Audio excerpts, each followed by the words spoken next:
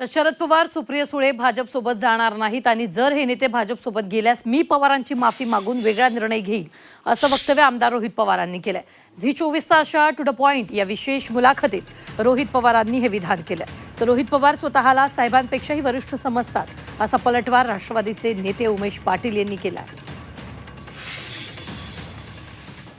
की सत्तेत तुम्ही पण जाणार, तुमचा पक्ष सत्तेत जाणार. आता चांगल्या पत्रकारांनी जर तरचे प्रश्न विचारून असं म्हणतात, पण तरीसुद्धा ही एक आपण वेगळी केस म्हणूया, कारण ह्याच्यामध्ये शक्यता अमाप आहेत आणि समोर ओपन आहेत. परम्युटेशन कॉम्बिनेशन अनेक समोर आहेत तिथे. अशी समजा भूमिका जर असेल पक्षाची की भाजपसोबत जाऊया, तर अशाच रोहित पवारांची काय भूमिका असेल? माझी विरोधात राहूया. तर पण खुद्द पवारसाहेबांनी, सुप्रिया त्यांनी अशी भूमिका घेतली तरी पण माफी मागावी लागेल आणि मला वेगळा निर्णय घ्यावा लागेल.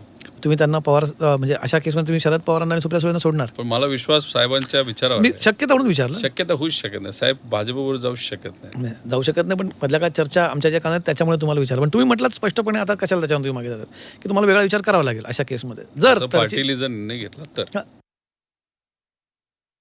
आता हा त्यांचा अंतर्गत प्रश्न. प्रत्येकाला आपलं मताचं स्वातंत्र्य आहे. आता याचा अर्थ काय घ्यायचा? मग शरद पवार आणि सुप्रिया सुळे भाजपबरोबर जाणार आहेत का, अशी शंका रोहित पवारला आहे का?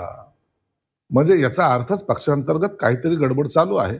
जसं अजितदादाच्या पक्षात चालू आहे, तसं शरद पवारच्या पक्षात चालू आहे.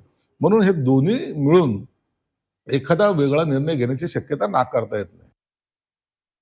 त्यामुळे आता सध्या रोहित पवारांनी मुलाखतीत एका काय म्हटलं की जर उद्या महाविकास आघाडीमध्ये विलिनीकरण झालं आणि आम्ही महाविकास आघाडीमध्ये जर गेलो तर मग त्यांचं आम्ही स्वागत करू, आणि आम्ही जर पुन्हा सत्तेत भाजप बरोबर जाणार असू तर मी वेगळा निर्णय घेणार, मी माझ्या पक्षासोबत जाणार नाही. म्हणजे रोहित पवार स्वतःला बघा काय समजतायत, ते स्वतःला पवार साहेबांच्या पेक्षाही वरिष्ठ समजतायत. म्हणजे त्यांच्या पक्षाला जो काही निर्णय घ्यायचा असेल तो निर्णय जर मला मान्य नसेल तर मी वेगळी भूमिका घेणार. म्हणजे हे स्वतः बंडखोर प्रवृत्तीचा हा नेता आहे.